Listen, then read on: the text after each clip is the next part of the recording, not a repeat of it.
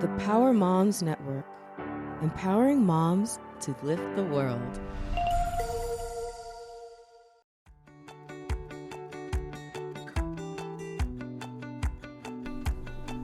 Welcome. I'm Riley Karsh. I'm Tova Kopan. We are thrilled to bring you the We Go Boldly podcast. Let's talk big burning questions, life changes, and maybe a bit of personal business. Let's be bold and brave together. Are you ready? I am. Here comes the show.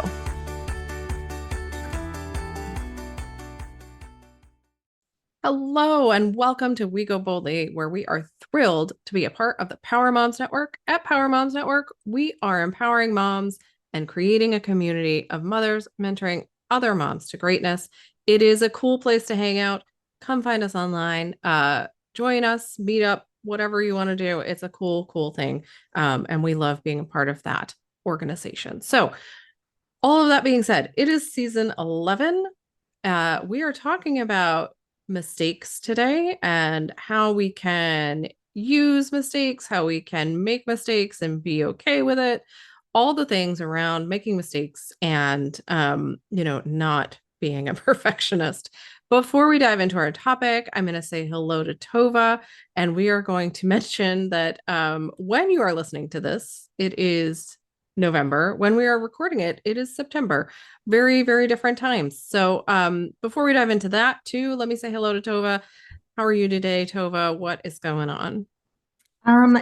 So as you were stating, it is September. And because of that, I am wearing my Harris Walls era t-shirt. Mhm. I have my favorite season is the fall of the patriarchy mug. And I am filled with hope. So people in the future, people on November 6th, I hope that as a country, we did not make a mistake. I am filled with hope. I would love if by some miracle, we actually know the results of the presidential election and it is good because we were so decisive. That is my hope. And I hope that this is a funny, lighthearted episode where we are not worried about mistakes and national mistakes. We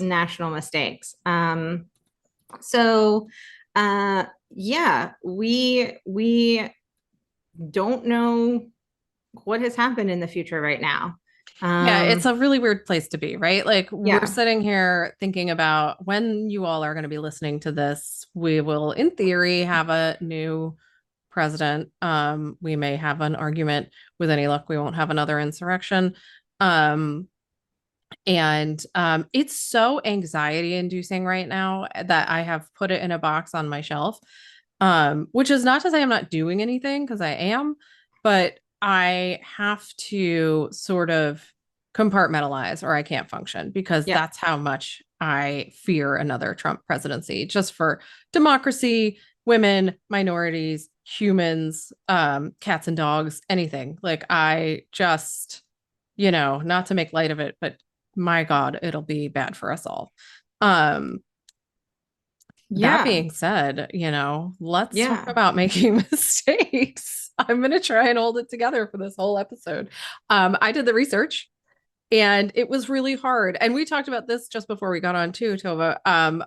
When we pick like who's going to research what episode, we really do try to pick the ones that are hard for us because it's a learning opportunity, obviously.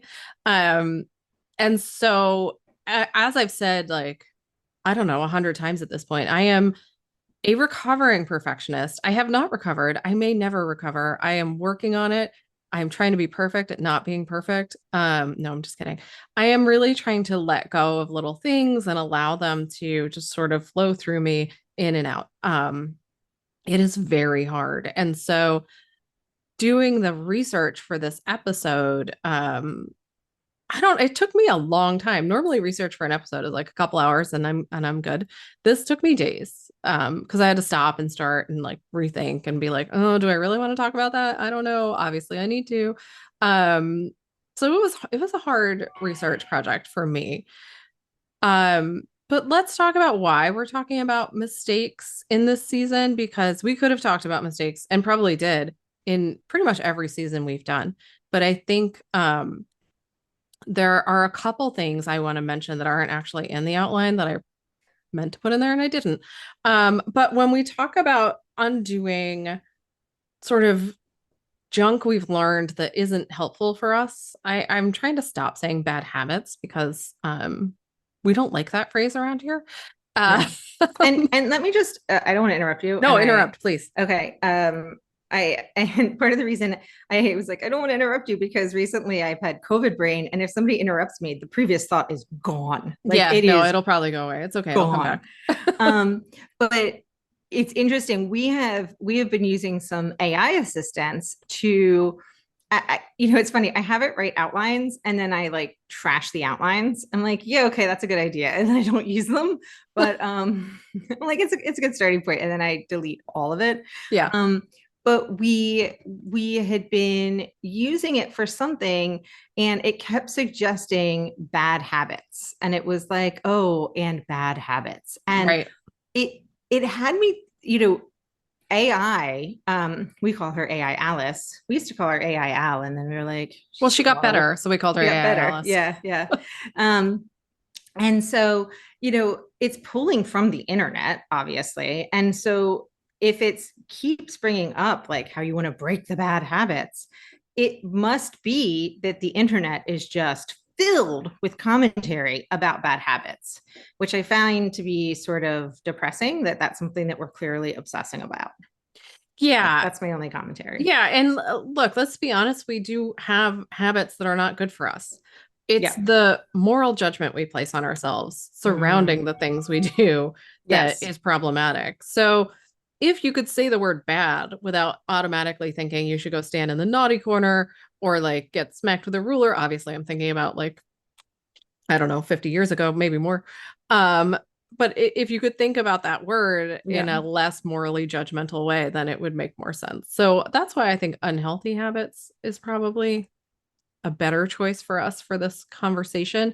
What I was going to say is I think, a big part of why we need to think about mistakes, what they mean for ourselves when we're talking about letting go of unhealthily learned behaviors or thought patterns is because mistakes oftentimes lead us to ruminate, live in regret, think about what we should or ought to have been doing, how we could have done it better. It leads to that circular thinking that is supremely unhealthy.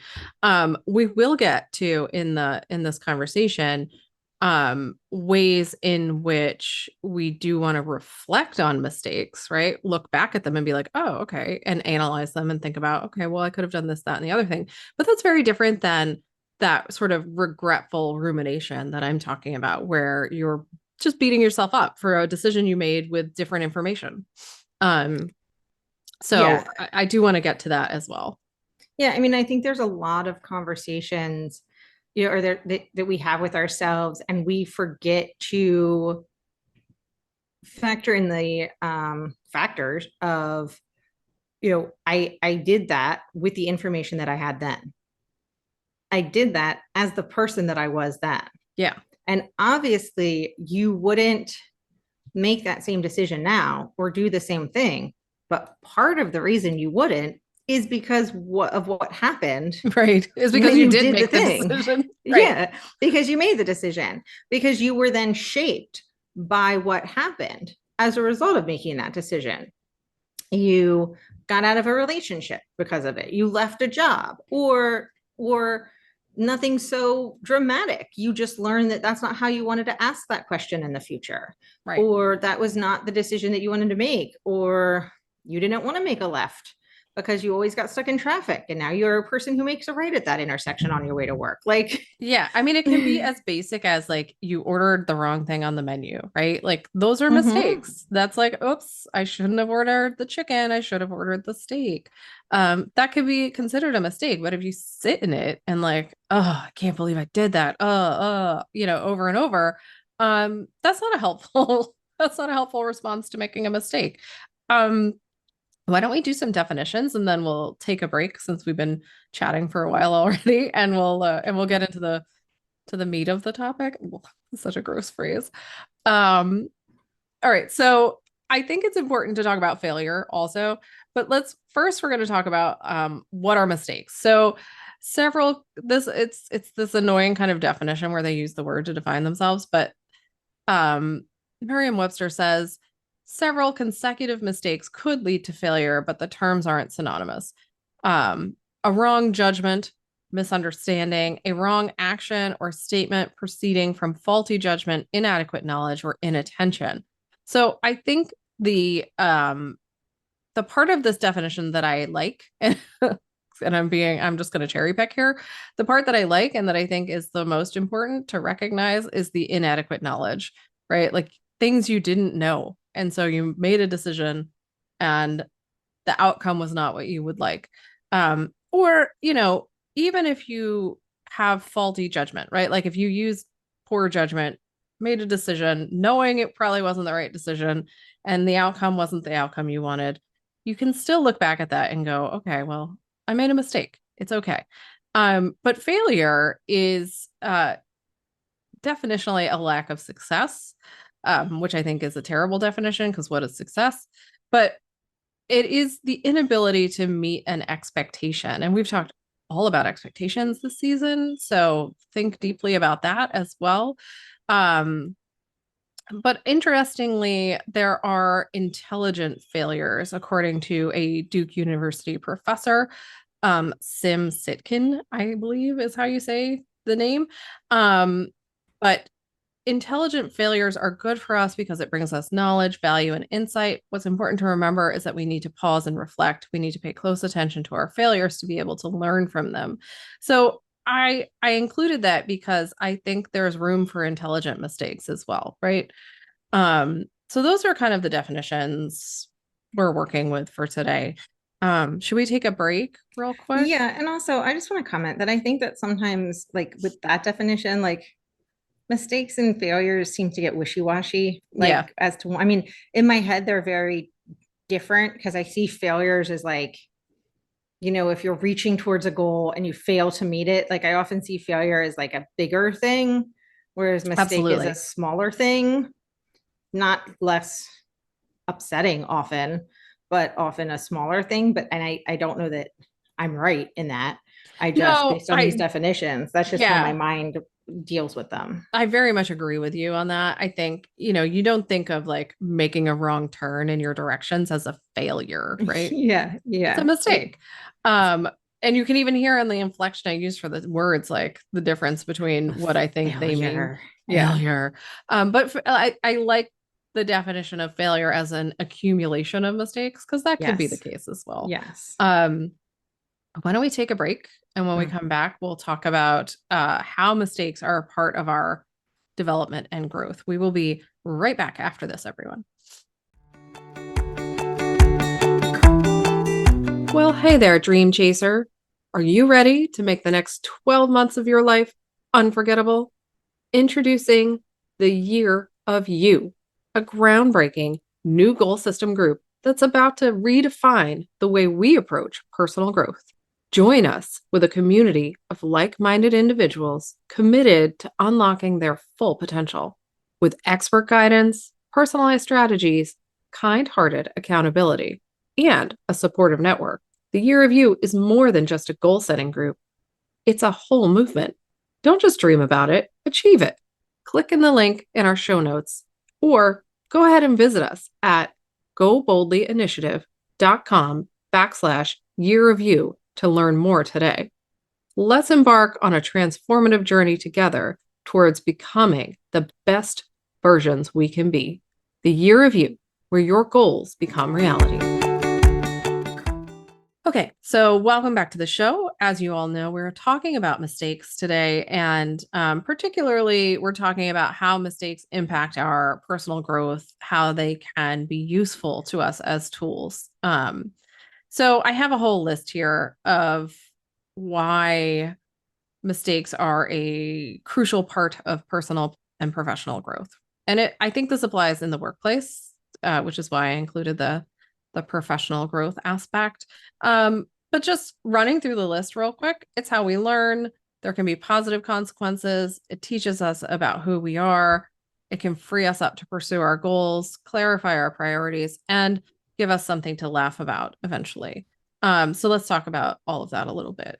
Well, I want to just intercede because I think I have an example of a mistake versus a failure. Sure. So when I was fairly new to my current job, I failed to renew a law firm. My job is to renew law firms. And I didn't renew them.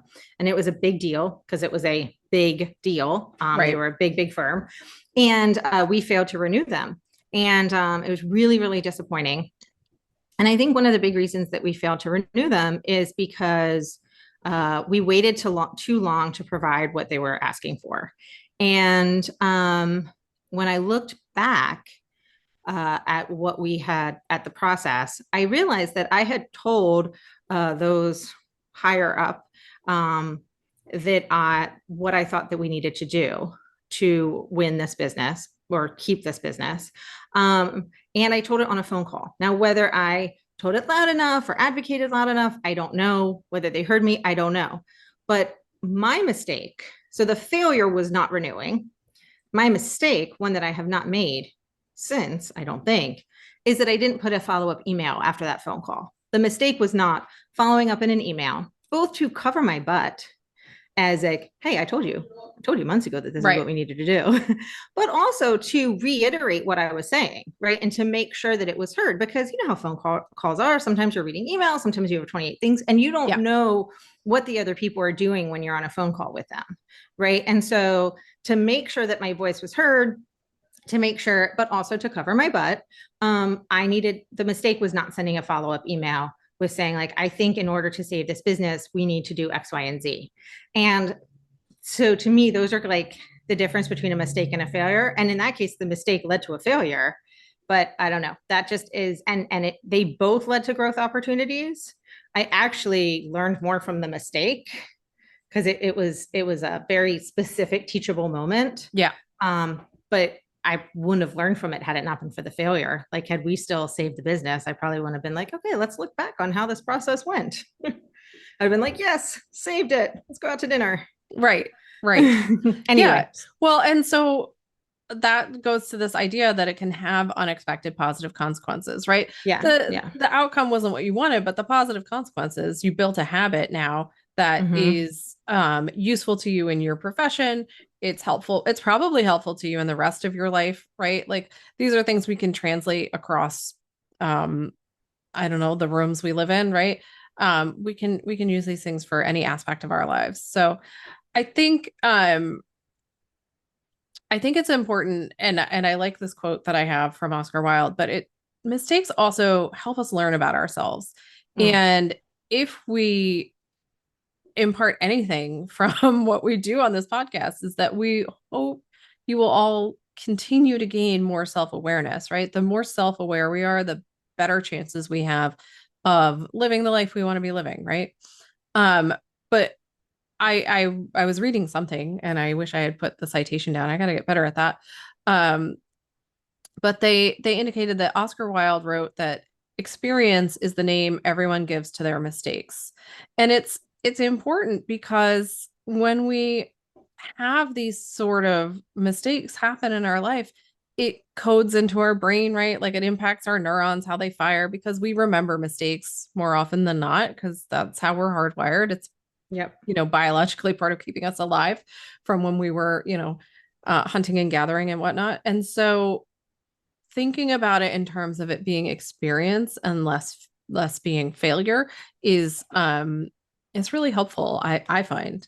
Well, and we have talked throughout this season about like the stuff that weighs you down in that backpack, or as you said, like you're carrying the two buckets, like however you want to visualize it.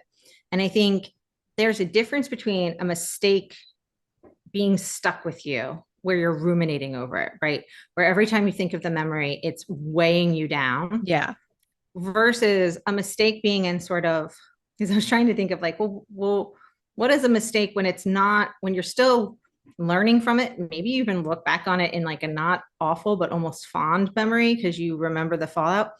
Now it's become part of your scrapbook of your life, right? Now it's become part of an experience, and you carry that scrapbook with you. And it's not weighing you down because it's something that you like to open up and you look back and you're like, yeah, it all went to hell, but like it was okay. Like this happened or that happened, or it was awful. Like, but I mean, I just made a, like, I broke a stick on Saturday, and apparently, even though my son just got it in the morning, he had, and even though he's 12 years old, he had really, really become attached to that stick. And he was, and despite many warnings that if his behavior continued, I was going to break the stick.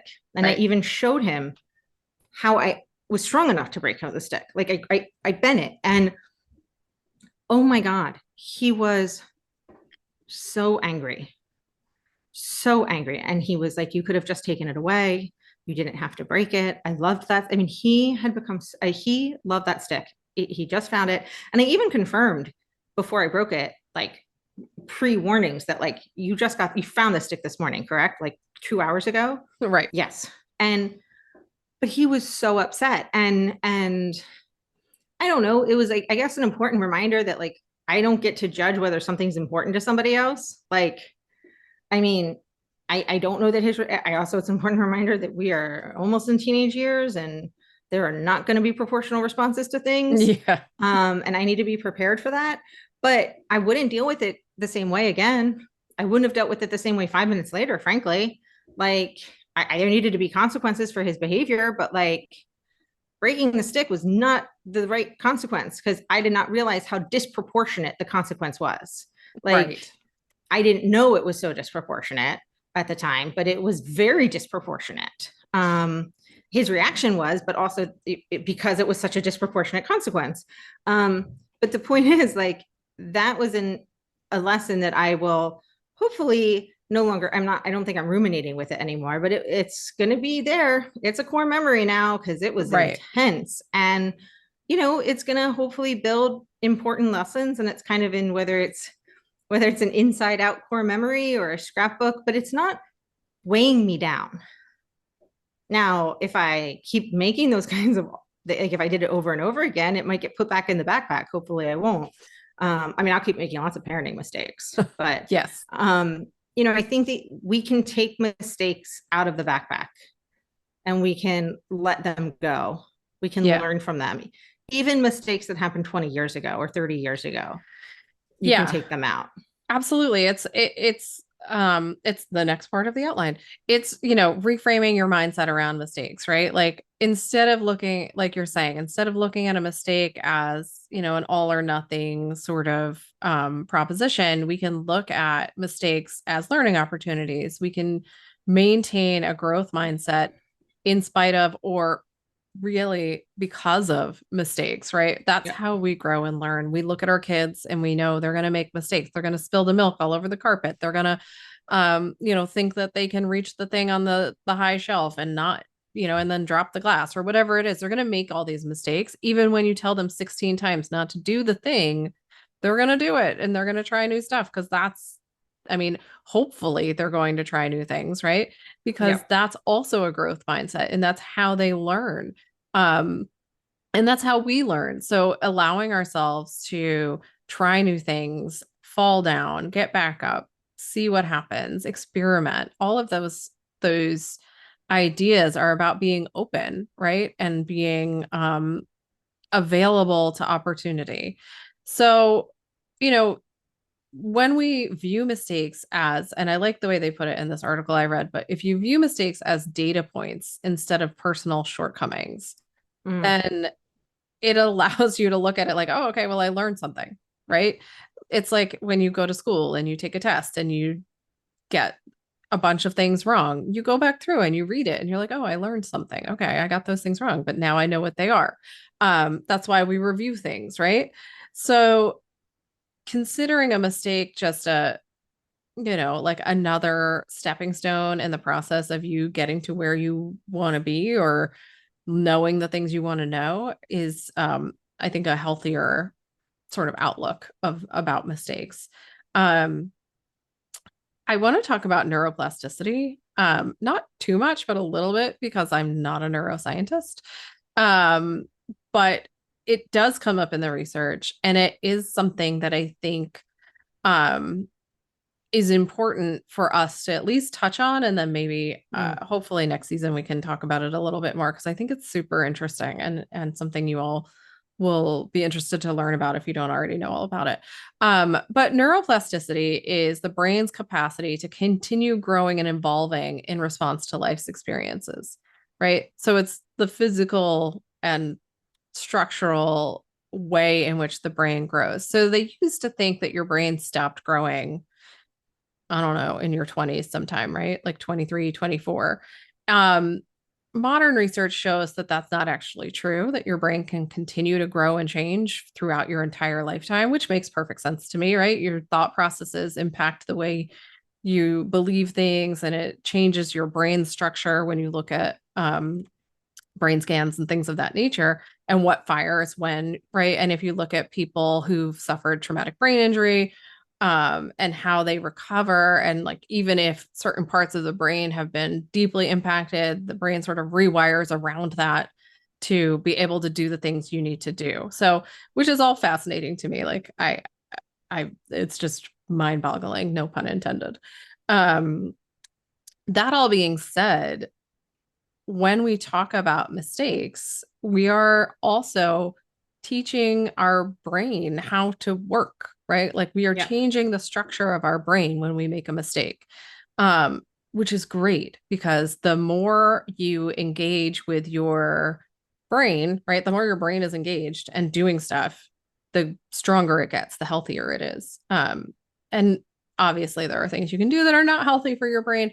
But I'm talking about like, when you get an answer wrong on a test, or you take the wrong direction, or you say the wrong thing, you're training your brain how to sort of view the world and how to actually like wire its pathways.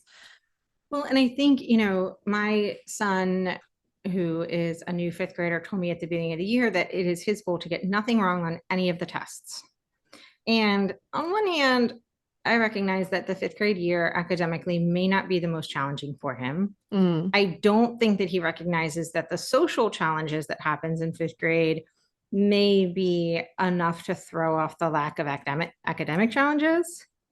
But at the same time, I also think that he may not realize that that he will, I said to him, I said, first of all, like, it's okay if you get something wrong. Like, and it's hard. It's hard when you have kids who are academically gifted, because oftentimes at this stage right now, if he gets something wrong, it means that he rushed through a test. Yeah. Like, and he wasn't, paying attention. But I said, just so we're clear, I said, if you're not getting something wrong on your tests, it means that you're not challenging yourself enough. Like, and yes, in fifth grade, it may not be on him to challenge himself. I get that. But, I try as hard as I can to encourage my kids. Like, I want you to be getting things wrong. Like, I want you to be taking a math class that's hard enough that you do not know all the answers on your tests. Yep. Like, the goal is to not be sitting in a class that you know all of the answers. Like, I want you to have to go up after the class because you're confused and you need help. Not because the teacher's a bad teacher, but because that the subject matter is challenging. Yes. Like, that is good for us. It is good for us to go to places that we've never been before, or watch a documentary when we don't understand what's happening and we have to be learning and researching about it, or listening to something. And, I think, I don't know, we to stay curious and to keep our brain stretchy. And I think we have all met people, and it doesn't matter. They could be 82 years old or 12 years old, whose brain is just like, nope, this is the way it is. And I don't know if I've ever told this story on the show. I've told it a lot in my other work, but in my previous job, I did a lot of training of people, and I would train them on their legal research platform. And I had a day that taught me so much, because I was going to two different law firms, and I was meeting with a new user pretty close to right out of law school. And I went to her office, and her new firm her firm was adopting our new platform, but she really didn't want to adopt the new platform. She liked the old platform. It's what she used in law school. And she was very, very happy with it. And she was young. I mean, she was right out of law school. And I said, you know, do you want to look at the new platform? Like, you're going to still have the old one, but would you like to look at the new one? No, I like this one. This is what I like using. This is what I know how to use. This is what I want to use. And I understood it. I get like when you're new, you want the safety of the old one and whatever. And I was like, okay, like I'm not going to get in a fight with you about this. And so I left. And, you know, and I had prepared myself to train her on the whole new platform. Like I thought that's what we were going to be doing, but it's fine. So I go to my next appointment, and my next appointment is with he was a named partner of a very old law firm. He has since passed away, because when I met with him, he was probably 85 years old. And I mean, he practiced at the time, but very, very little. And he wanted to go, and they had just adopted the new platform at his firm. And he wanted me to go over it with him. And I'm going in and I am being very, very prejudiced. And I'm assuming that I'm basically going to help him log on, because that is what I tended to do with people at that age, at that time, 10 years ago, is help them log on to their computers and their platform. And he comes in and he's like, okay, so I've been doing my research this way, and I've tried out this feature, and I've tried out this feature, and I just want to make sure I'm getting everything out of this I possibly can. And I was like, okay. And I was like, well, let's do this. And I told him afterwards, I was like, I know this is my fault because I was stereotyping, but I was just really surprised. And he just said, you know, if I want to stay on top of things, I have to keep learning and I have to keep trying new things. And I was like, okay. And it taught me a lesson, mainly because it was all in one day. Yeah. But for him, he kept his brain, I always think of it as being stretchy, but I guess neuroplasticity is a better word. I guess. But he kept his brain stretchy. And I'm sure during that time, there were lots of mistakes. And there were lots of times that he like messed up and didn't know what he was doing and how to ask questions and how to reach out. But he was able to learn so much, and she was keeping her brain very rigid. Yeah. And when she did finally realize she had to move over, I'm sure it was much harder to do that because she was setting up her brain to not want to learn new things. Right. I think there's an interesting component in that scenario, and in many scenarios when we're talking about making mistakes, of wanting to maintain control, right? Yeah. Wanting to be the person who knows what they're doing all the time and presents a particular face to the world, right? Like I know there has been for me in the past, and making mistakes is the kind of thing where you feel a little out of control. You feel like maybe you feel like a failure, but more importantly, I think you feel like, you know, if people see that you've made a mistake, they're going to judge you, and they're going to if it's professional, they're going to think you don't know what you're doing with your job, or if it's in your personal life, they're going to judge you on a moral basis for who you are. And there are people who will do that. Like, let's not lie about it. Of course, there's people out there doing that. The thing that is important, and what I think we are moving into talking about now, is how are you judging yourself, right? Are you being compassionate? Are you managing the way you're speaking to yourself? These are the things we have to think about when we're talking about allowing ourselves to make mistakes. The gentleman you were speaking about obviously wasn't sitting there beating himself up for making a mistake. Now, that might have been, you know, decades of lived experience to get to that point. You know, let's also be honest about that, right? Like the older I get, the less I care about what other people think about my mistakes. But I think there's also I don't know why I'm saying it this way, but a brand of human who is out there that doesn't worry about those things in the same way that somebody who's a perfectionist might, or somebody who grew up in a household where they weren't allowed to make mistakes. Well, and I do want to highlight the privilege it is to make a mistake. Oh yeah.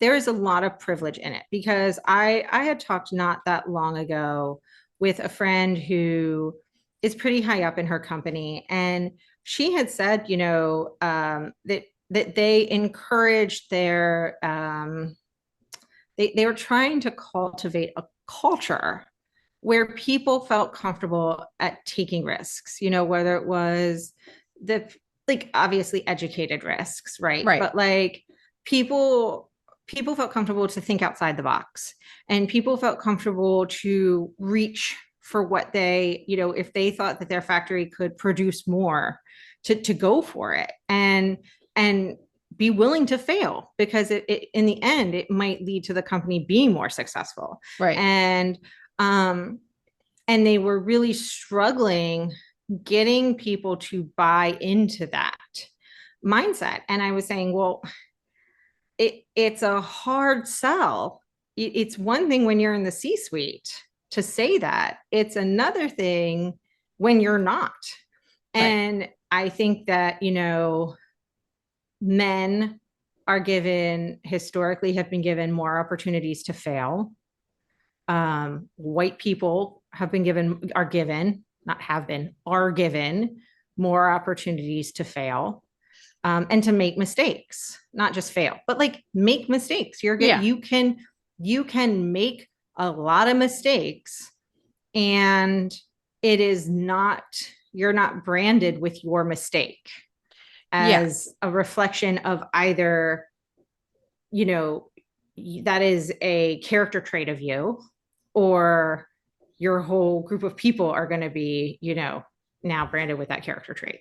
Yeah. Well, even in your example of the lawyers that you gave, right? Like the young female first-year associate, right, doesn't have the leeway to take risks and make a mistake. That's of the named partner. And the named partner can do whatever he wants. It's his firm. Mm-hmm.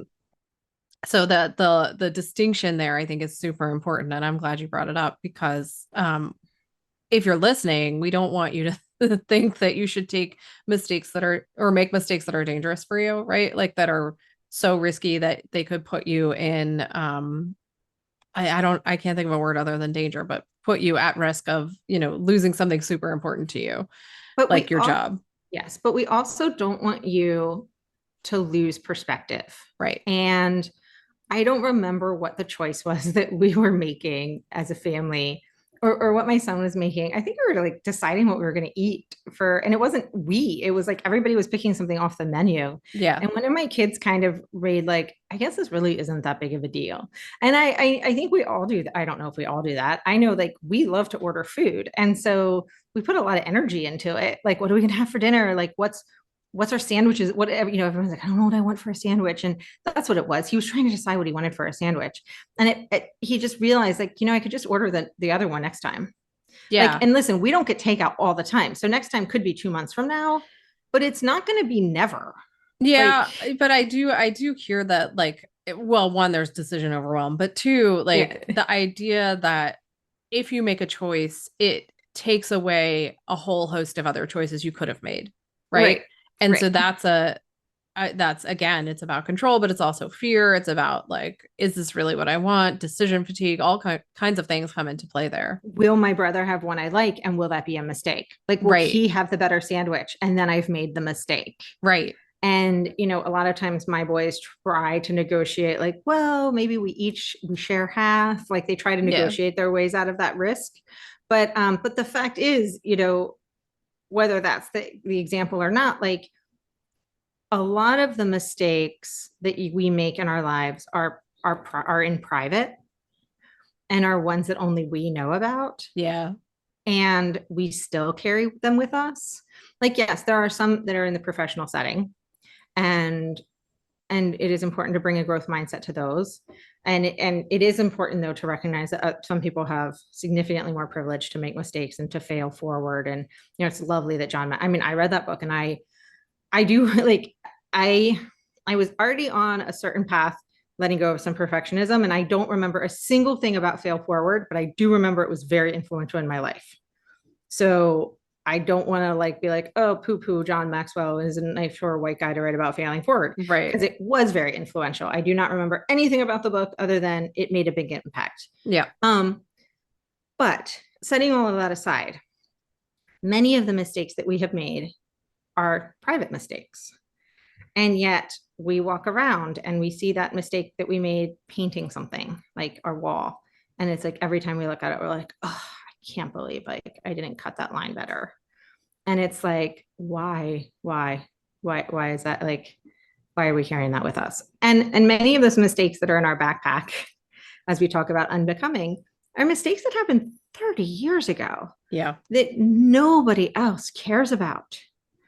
And maybe they were public, but still nobody cares about them anymore. Like nobody is carrying them with us, with them. And so you need to figure out, well, getting to our smallest, as you mentioned, Riley, part of the smallest outline. but most important, probably. Yeah, and maybe we'll take a break and come back to talk about this, because we need to figure out whether they are the little mistakes that happen in private or the big ones, but they happened a long time ago. We need to figure out how to show ourselves compassion when it comes to mistakes, so that we can turn these mistakes from, you know, something that is weighing us down or taking up too much brain space, too much energy, and turning them into either nothing, like just nothing, like they're gone, or into a stepping stone or a learning experience, or a good story, like remember that time, but just getting them out of the bucket or backpack that's weighing you down. So let's take a quick break and we will be right back. Hey there, pod family. Have you ever wished you could stay in the loop with a little slice of transformation and inspiration delivered straight to your inbox? Well, you're in luck, because now you can.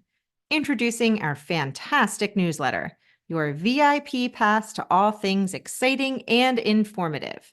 Join our community of growth-minded souls. Get the hottest topics delivered right to your inbox. It's quick, easy, and totally free. Just head over to our website at goboldlyinitiative.com and sign up for our newsletter today. Don't miss out on the next big thing. Stay connected with us. Subscribe now and get ready for some big, bold love. Okay, so welcome back. One thing I'm finding interesting in a lot of the research that we've been doing, a lot of it has to do with how we talk to ourselves. Yeah. And whether it's positive talk or they just talk about self-talk, a lot of it is about the power of self-talk. And I'm sure these are conversations that you've had with your kids and have with your kids, but as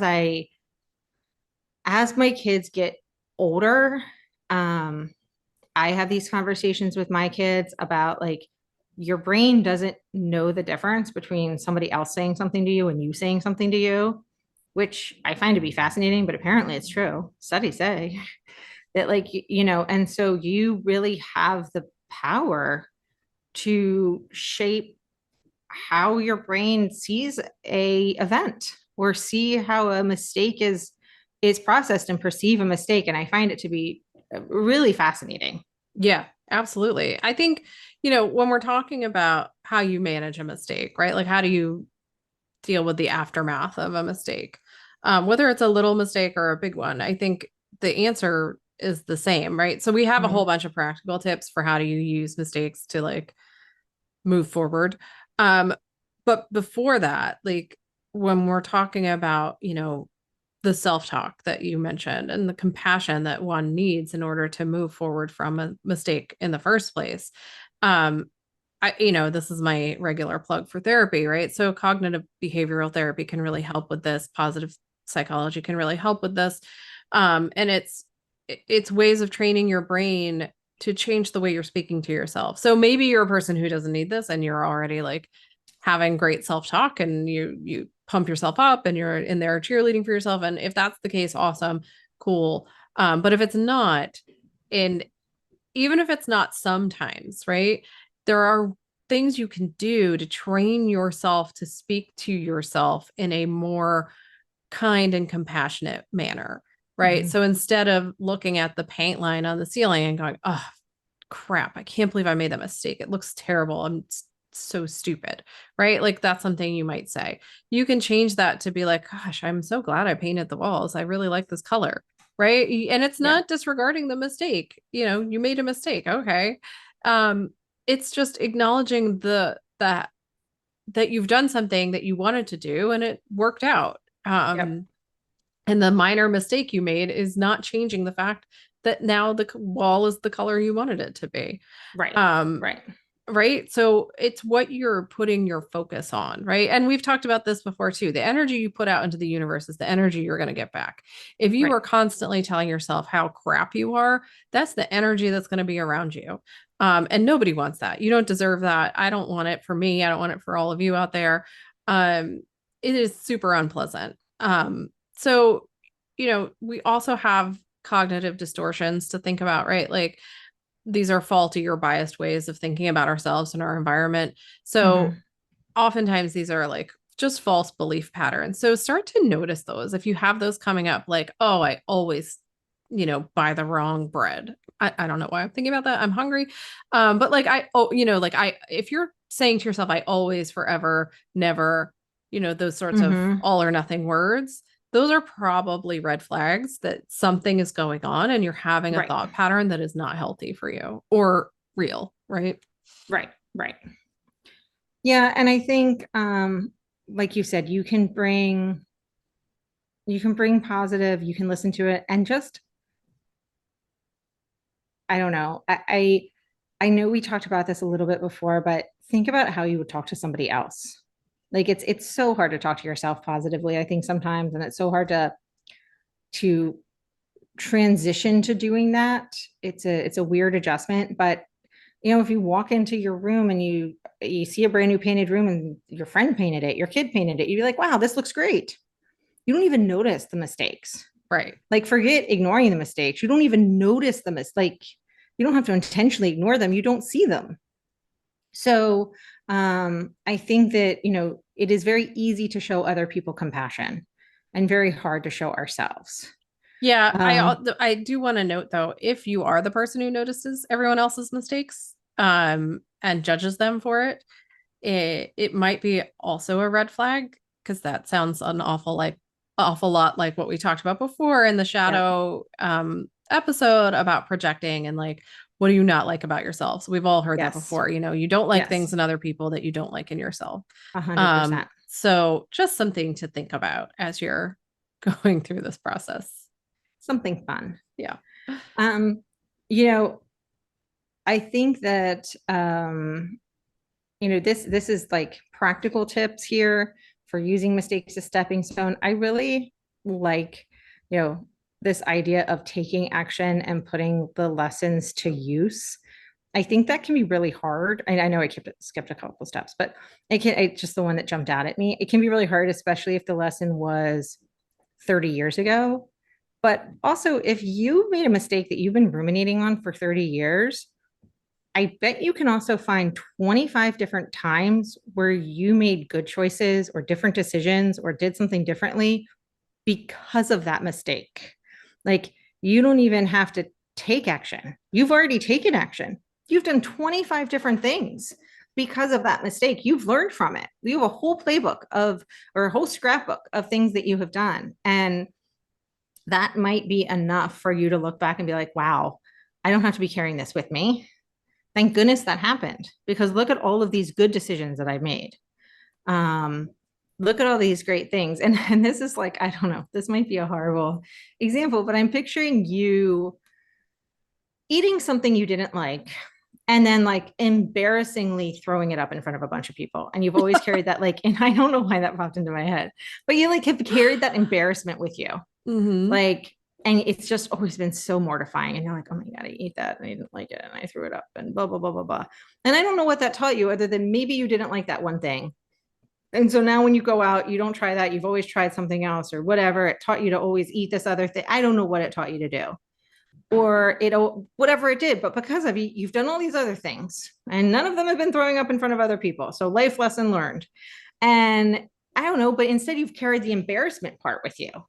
I think, we can look back on mistakes and, I once said something to somebody that I thought was really rude and I carried it with me for years. I felt so bad. I felt bad immediately.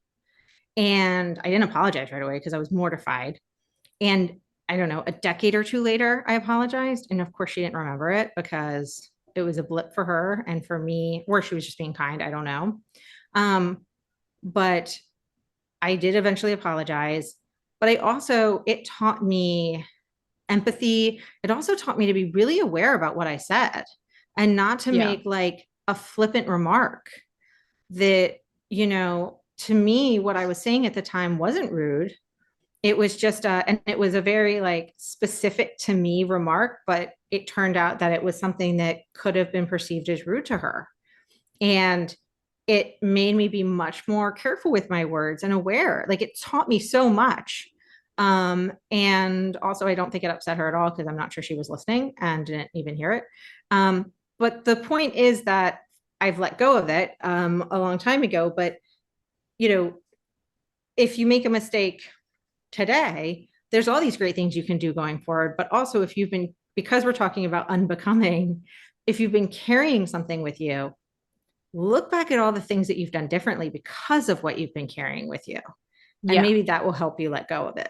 Yeah, absolutely. Let's just run through this list, because it's sort of like steps you can take. And I think these steps apply, as you're saying, Tova, I think they apply to like a mistake you make today or a mistake you made 30 years ago. Yeah. And the first step is really to acknowledge the mistake. And that is one of the harder things. And this sounds so much like, a 12-step program, to be honest, but there's a reason for that. They do, in fact, work, right? For if you're in the right mindset and you're doing it the right, all those things have to align. But I like what I read here. And again, I should have noted where it's from, but when you acknowledge the mistake, honesty and ownership are acts of courage, right? When you make a mistake and you're like, whoa, I made a mistake. And you do that openly, people are going to remember that you owned the mistake, not that you made the mistake. And that is a really big distinction, because I know I've been in an environment where somebody has done something and they'll be like, whoops, that was my bad. I'm sorry. And you know what I remember about that person is that they take responsibility for their own actions. Right. I can't tell you the mistake they made because I literally do not remember it. So I think that's super important to put in your mind and sort of repeat over and over to yourself, and think about how you react to other people when they do the same thing, right? Like if somebody makes a mistake and doesn't own it, it's kind of gross. And if they make a mistake and then they own it, that's kind of, you're like, oh, wow. Yeah. So in that same vein, changing your perspective, right? If you reframe and analyze the mistake, ask yourself hard questions, which is self-reflection, right? Think about what led up to the mistake. What did you do along the way that got you to that place? Why did you make the decision you made? And I don't want you to sit there and beat yourself up over it. It's just reflection questions like, oh, why did I do this? I really thought that, answering the question in the way that I did was the right way to do it. Or I didn't think, I just reacted, right? Like more commonly. As you said, Tova, take action, put those lessons to use, review your progress along the way. This is a great place for a therapist, a coach, a family member, a mentor, somebody to hold you accountable to what you want to be doing. Yep. And then I think the most important aspect of all of this is that acknowledging that you're going to feel vulnerable and that that's okay. And even if you're reflecting on a mistake from 30 years ago, actually, especially because if it's still there for you, then yeah, there's a lot of vulnerability there. And you might feel crappy about it. You might feel bad about yourself. You might feel bad about the thing you did or said or believed. Everyone else is going to feel the same way when they do this kind of thing. You're not alone in that. And it's okay to sit in that discomfort. And finally, you can't avoid making mistakes. Everyone makes mistakes. I make them all day long. I, didn't eat breakfast this morning. That was a mistake. I'm very hungry now. But the consequences. Hopefully you will learn from this. Right. The consequences of that mistake, though, is that it impacts my mood. It impacts my ability to focus. I might say something rude to somebody because I'm really grumpy because I'm hungry. Right. Like there are so many ways to look at it, but okay, so I'm going to learn from that mistake in theory. So those are some steps you can take to manage your mistake and look at it in a more optimistic outlook. Yeah. Yeah. So homework because we're going long here. So let's wrap it up with some homework. And I have a whole section in the outline about how you can turn mistakes into opportunities. So I'm going to talk about that a little bit for your homework. And I think what I would love for you all to do is just the beginning of this process, right? Start thinking about, is there a mistake you made at some point in your life that sits in your backpack, as Tova has described it, or wherever, that you're carrying around with you? Or, did you make a mistake today and it's bugging you and you're trying to go to sleep and you're like, oh, it's nagging away at your brain. If there are any of those things there for you, we're going to try a couple ways of turning those mistakes into opportunities. You can journal about what the mistake was, what went wrong, and sort of walk through the tips that we went through about how to process those mistakes. You can pick a person to debrief the mistake with.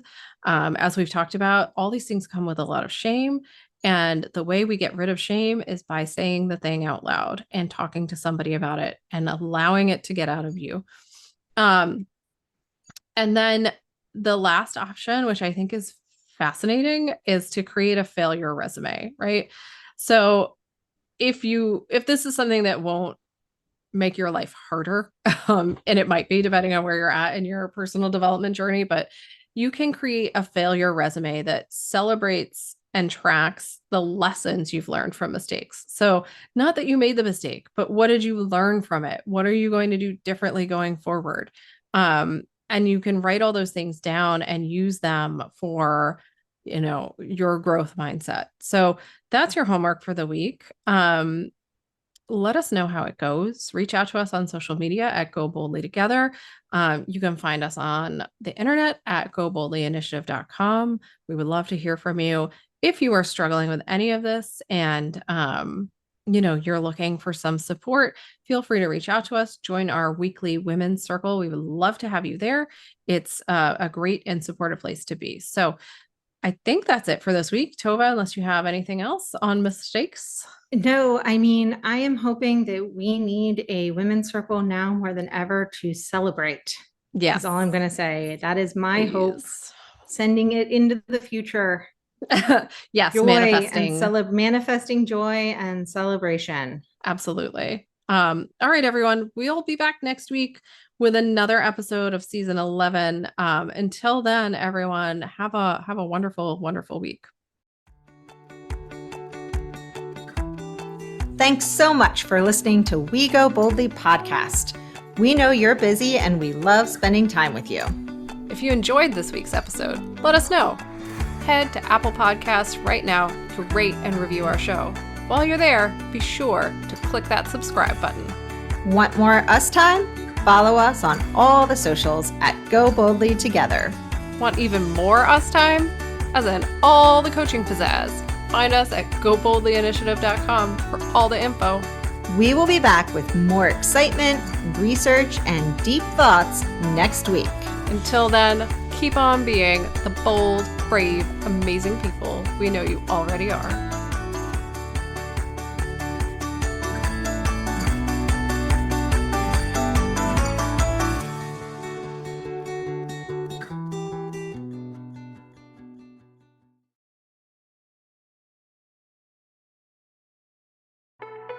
The Power Moms Network, empowering moms to lift the world.